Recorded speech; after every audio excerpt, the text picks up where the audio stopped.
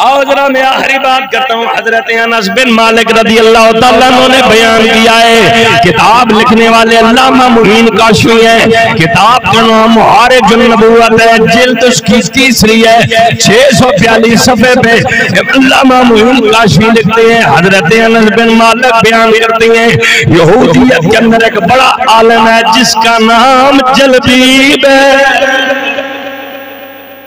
तवज्जो है ना, जरा मोहब्बत से ज़ुबान अल्लाह कहिए। वो तौरात, ज़बूर, इंजील का आलिम है, इकलौता एक बेटा है जिसका नाम हिबाब है। और आपको पता है कि जिसकी फकत एक इकलौती औलाद हो तो वो बड़े नाजो नाम से पाला जाता है, उसका बड़ा ख्याल रखा जाता है। इकलौता है, बाप की माल जायदाद का वारिस है, तो माँ बाप ने बड़ा जनाब नाजो नाम से पाला, बड़ा कीमती लिबास पहनता, खुशबू बड़ी ये समझो महंगे से महंगी लगाता, जहां से चलता तो लोग देखते कि यार किसी बड़े बाप। वो एक दिन अपने बाप के साथ उसके कमरे में मौजूद था, तो बाप जनाब उसने अपना जो बॉक्स था, जो संदूक था, वो खोला हुआ था। ज़ाहिर है बुजुर्गों ने कुछ खास चीजें अपने बॉक्स में संदूकों में रखी होती हैं, तो ये भी पास खड़ा था, इसने देखा कि उस बॉक्स के अंदर एक छोटा सा और बक्सा है, एक डिबिया है छोटी सी, जो सुर्ख मोती जिस पे जड़े हैं, बड़ी खूबसूरत है, बड़ी कीमती है। इसकी नजर पड़ी तो इसने उठाने की कोशिश की, तो बाप ने हाथ रोक लिया।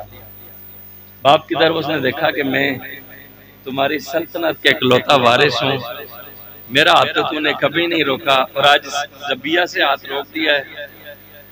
उसने कहा भी इसमें एक ऐसा राज है ना, जो तेरी उम्र जो है ना वो जब बड़ी हो जाएगी, यहूदियत कालिम हो जाएगा, किताबें पढ़ेगा, तो फिर उस वक्त ये राज तेरे ऊपर आश्कारा किया जाएगा, लिहाजा अभी तुझे नहीं दिखा सकता, नहीं बता सकता।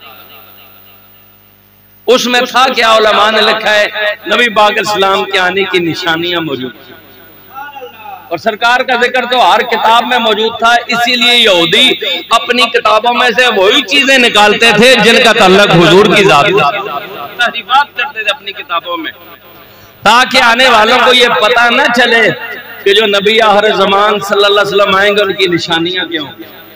तो हर दौर के अंदर निशानियां तो मौजूद थी।